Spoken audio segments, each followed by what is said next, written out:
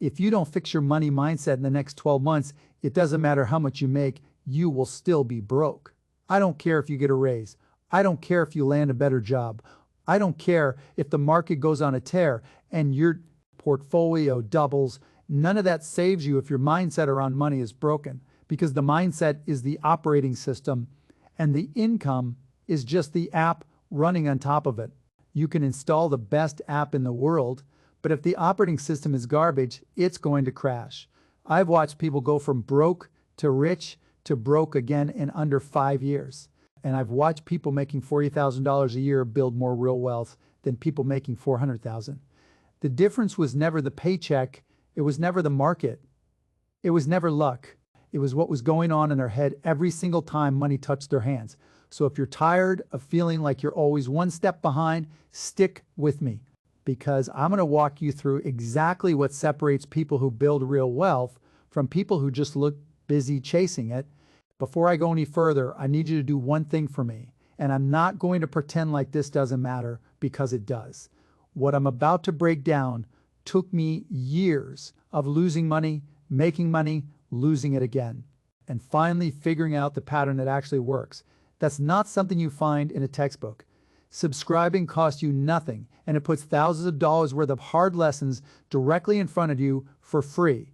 So hit subscribe right now before you get distracted, because I promise you, the next 20 minutes are going to change how you look at every dollar you touch for the rest of your life.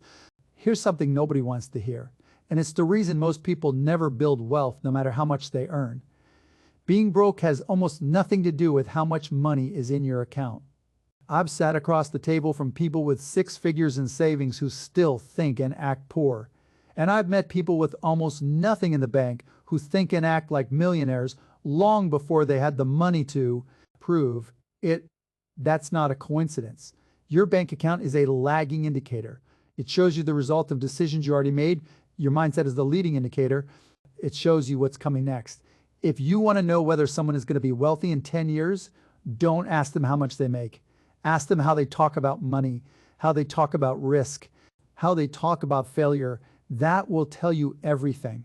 I grew up watching people around me treat money like something that happened to them instead of something they controlled. A bill would show up and it was treated like bad weather, just something you deal with and complain about. Nobody sat down and asked why the bill was that high in the first place, or whether there was a way to change the pattern that created it. That's the poor mindset. And I want to be clear, it has nothing to do with your bank balance right now. It's the belief that money is a thing that happens to you rather than a thing you direct. The moment you shift from reacting to money to directing money, everything starts to change, even before the numbers do. The other piece of this that trips people up is comparison. You cannot build real wealth while you're busy watching what everyone else is buying. I've seen smart, capable people make terrible financial decisions because their neighbor got a new truck or their coworker posted a vacation photo. That's not a money problem. That's an ego problem. Wearing a money costume. Wealthy people, the ones who actually keep their money and grow it, they stop playing that game early. They understand that looking rich and being rich are almost always opposites, because looking rich costs money every single month. And being rich means that money is working for you every single month. You cannot do both at the same time. Not really, not for long. So the first shift, and I mean the very first thing you have to fix before anything else works, is you have to start seeing money as a tool you control instead of a scoreboard other people are watching. Once that clicks, the rest of what I'm about to tell you actually makes sense. Until that clicks, you're going to hear all of this and nod along and go right back to doing the same thing you were doing before you clicked on this video. Now let's talk about something that gets repeated so often that people stop questioning it, and it's costing them everything. Work hard and you'll get ahead. That phrase sounds true. It feels true. It's also incomplete. And incomplete truths are dangerous because they make you feel like you're doing the right thing while you're actually spinning your wheels. I've met people who work harder than anyone I know, 60, 70 hours a week, and they are no closer to financial freedom than they were a decade ago. Meanwhile, I've met people who work smart, focused hours, and have built more wealth in 5 years than the hard workers built in 20. The missing piece isn't effort, It's leverage. Hard work without leverage is just exhaustion with a paycheck attached. Leverage is what turns effort into wealth. That can mean other people's time, other people's money, systems, technology, or your own skills compounding over years instead of resetting every single day. If you trade hours for dollars and nothing else, you have a ceiling. And that ceiling is exactly how many hours exist in a day. There's no way around that math. You can work harder inside that box, but you will never break out of it. By working harder, you break out of it by building something that earns while you sleep. Whether that's a skill that gets more valuable over time, a small business investments that compound, or relationships and reputation that open doors money alone can't buy. I want to be honest with you about something most people in the finance space won't say clearly. Hustle culture, the version where you're grinding nonstop with no direction, isn't a wealth strategy. It's often a distraction dressed up as ambition. Being busy feels productive. Busy gives you something to complain about, something to post about, something to feel proud of at the end of the day. But busy and wealthy are not the same thing. And I've watched people confuse them for years while their bank account stayed exactly where it started. The people who actually build wealth ask a different question than, how do I work harder? They ask, what am I building that keeps paying me after I stop working on it today? That single question changes the direction of everything. This is also where most people get stuck on the wrong kind of hard work. They pour their energy into their job, which is fine. Jobs pay bills, but they never invest energy into themselves outside of that job. They don't read. They don't learn a new skill. They don't study how money actually moves. And then they wonder why 5 years pass and nothing changes except their age. Your income right now is a direct reflection of the value you currently offer the market. If you want a different result, you don't just work harder at the same value. You increase the value itself. That might mean a skill, a certification, a network, or an understanding of how capital works that most people never bother to learn. That's leverage too, and it compounds just like money does. So here's the real shift in this section. Stop asking how many hours you can put in and start asking what you're building that doesn't depend on your hours at all. That's not a small tweak. That's a completely different way of approaching your career, your side projects, and your money.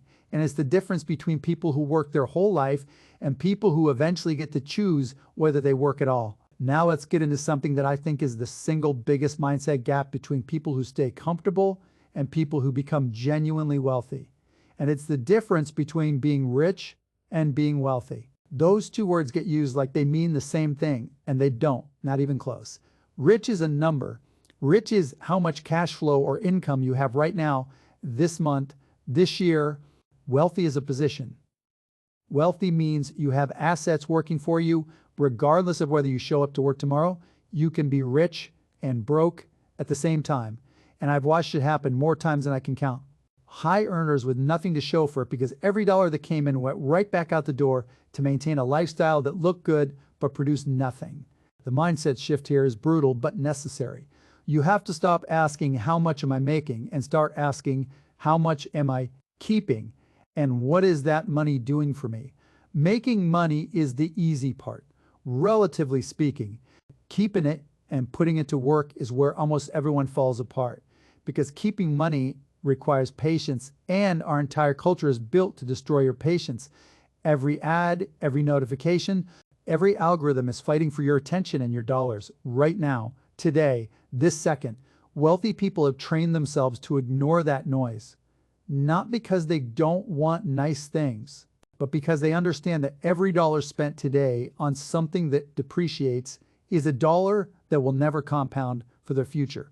I want you to really sit with this idea of assets versus liabilities, because most people get this definition wrong. A lot of people think an asset is anything expensive that they own, your house, your car. That's not automatically an asset just because it costs a lot of money. An asset puts money in your pocket. A liability takes money out of your pocket. Your car, unless you're using it to generate income, is a liability. It costs you money every month in insurance, gas, maintenance, and it loses value the second you drive it off the lot. That doesn't mean don't buy a car. It means understanding what it actually is. So you're not fooling yourself into thinking You're building wealth by buying things that quietly drain you. The mindset shift from rich to wealthy also means changing your relationship with delayed gratification. This is not about depriving yourself forever. It's about understanding that every dollar you don't spend today on something that fades is a dollar that can start working immediately on something that grows. Compounding doesn't care about your feelings, and it doesn't care about how badly you want something right now. It only cares about time. And time is the one resource none of us can buy back once it's gone. The earlier you start treating your money like seeds instead of trophies, the faster this entire process accelerates. And the gap between you and everyone still chasing the next paycheck gets wider every single year. I also want to be clear that this isn't about never enjoying your money. I've made plenty of money in my life, and I spent plenty of it on things I wanted. The difference is I did it after I put my future first, not instead of putting my future first. Wealthy people aren't monks. They're not sitting at home eating rice and beans, refusing to ever enjoy a dollar. What they do is sequence things correctly. Investments and savings happen automatically before the spending decisions even get made, so the lifestyle gets built on top of a foundation instead of eating the foundation itself. Flip that order, spend first, and save whatever happens to be left over, and you'll find there's almost never anything left over, no matter how much you make. That's not a coincidence either. Spending naturally expands to fill whatever space you give it. This leads directly into something I think about more than almost anything else when it comes to real wealth, and that's compounding. But not just the way you usually hear about it applied to money. Compounding applies to knowledge, to habits, and to relationships just as much as it applies to a stock portfolio. And understanding that changes how you approach basically every decision you make. Let's start with the financial version because it's the clearest example. If you invest money and let it grow, the growth itself starts generating more growth. Small amounts, given enough time, turn into large amounts. Not because you did anything dramatic, but because you stayed consistent and you didn't interrupt the process. The mistake almost everyone makes is they interrupt compounding right before it gets powerful. They pull money out during a downturn because they're scared. They stop contributing because something shiny came up that felt more urgent. They chase the next hot investment instead of staying with something boring that actually works over decades. Compounding rewards patience and punishes impatience, and most people are simply not wired for patience, especially in a world that trains us to want everything instantly. Now here's the part most people miss completely. Your knowledge compounds the exact same way your money does. Every book you read, every skill you learn, every mistake you actually learn from, instead of just surviving, it stacks. It builds on what came before it. The person who has spent 10 years deliberately learning about business, about markets, about how money actually works, is not just 10 years further along than someone who started yesterday. They're exponentially further along because their understanding compounds just like interest does. And that's why someone with 20 years of experience can often make a decision in 5 minutes that would take a beginner 5 months to even understand, let alone execute correctly. Habits work the same way. A habit repeated daily doesn't feel like much on any single day. Saving a small percentage of your income doesn't feel life-changing this month. Reading for 20 minutes a day doesn't feel like it's transforming you this week. But stack that habit for 5 years and for 10 years, and the person who stayed consistent is in a completely different universe than the person who started and stopped a dozen times. The frustrating truth about compounding is that it's boring in the beginning and explosive later. And most people quit during the boring part because they don't trust that the explosive part is actually coming. It is coming, but only if you don't quit before it gets there. This is also why I tell people that your circle compounds too. The people you spend the most time around shape what you think is normal, what you think is possible, and what you're willing to risk. If everyone around you is comfortable being broke, comfortable complaining, comfortable staying exactly where they are, that becomes your baseline, whether you like it or not, and surround yourself with people who are further ahead, who think bigger, who challenge how you see money, and your own thinking compounds faster. because you're not starting every idea from scratch. You're building on top of what they already figured out. Now let's talk about the traps, because understanding all of this means nothing if you keep falling into the same holes that swallow most people's money before it ever has a chance to compound. The first trap, and it's the one that destroys more people than almost anything else, is debt used for things that lose value. I'm not talking about all debt, because debt used to buy an asset that produces income or appreciates is a completely different conversation. I'm talking about debt used to fund a lifestyle you can't actually afford.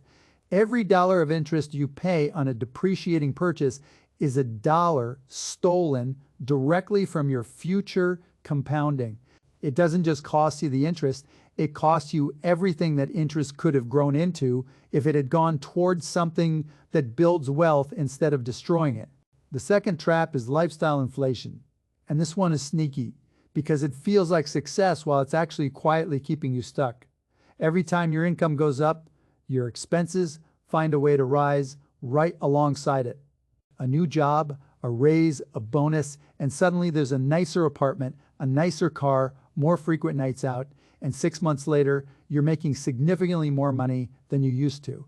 But you feel exactly as financially stressed as before, sometimes worse, because now you have more obligations locked in. Wealthy people fight this instinct on purpose. When their income rises, they let their savings and investments rise with it before their lifestyle gets to touch the difference. That single habit, done consistently, is one of the most powerful wealth builders that exists, and almost nobody talks about it because it's not exciting. The third trap is fear, and this one operates in the opposite direction of the first two. Some people don't overspend, they underinvest because they're terrified of losing money. So they let it sit in cash, doing nothing, slowly losing value to inflation while they feel safe. I understand the fear. Losing money hurts, and I've lost plenty of it over the years learning these lessons the hard way. But keeping all of your money in cash out of fear isn't safe. It's a slow, quiet loss that just doesn't show up on a screen the way a bad trade does. Real wealth requires you to accept some risk, calculated, researched, appropriate risk, not gambling, but genuine ownership of assets that can grow. Avoiding all risk doesn't protect your wealth. It guarantees you'll never build much of it in the first place. The fourth trap, and maybe the most dangerous because it's invisible, is waiting for the perfect moment. Waiting until you make more money to start saving. Waiting until the market looks safer to start investing. Waiting until you feel ready to start learning. The perfect moment is a myth. People tell themselves so they can feel productive while doing nothing. The people who build real wealth start before they feel ready, with whatever amount they have, and they adjust as they go. Starting small and staying consistent will always beat waiting for the perfect large start that never actually comes. There's one more trap I want to mention, and it sits underneath all four of the others, quietly making each one worse. It's making financial decisions from emotion instead of from a plan. Fear makes you sell at the bottom. Excitement makes you buy at the top. Boredom makes you check your portfolio 15 times a day and second-guess decisions that were actually sound to begin with. Every time emotion drives a financial decision, instead of a plan you set up in a calm, clear moment, you're gambling with money that was supposed to be compounding quietly in the background. The people who build lasting wealth aren't the ones who feel no emotion about money. They're the ones who built systems and rules ahead of time specifically, so emotion doesn't get the final vote when the pressure is on. So here's my challenge to you, and I want you to actually do this. Not just nod along and close the video. Today, right now, pick one thing from everything I just walked through and take one concrete action on it before you go to sleep tonight. Move $1 into an investment account if you haven't started. Cancel one subscription that's quietly draining you every month. Read one chapter of something that will make you sharper. Write down one habit you're going to repeat every single day for the next 30 days. No exceptions. None of these actions feel dramatic on their own. And that's exactly the point. Because wealth is never built in one dramatic moment. It's built in the boring, repeated decisions nobody else sees you making. The mindset shift I've walked you through today is worthless if it stays in. your head is information instead of becoming action in your life. Don't be the person who watches videos like this one for years and never actually changes anything. Be the person who takes one step today, then another tomorrow, and lets that compound into something the version of you watching this video right now can barely imagine. That's the whole game. Start now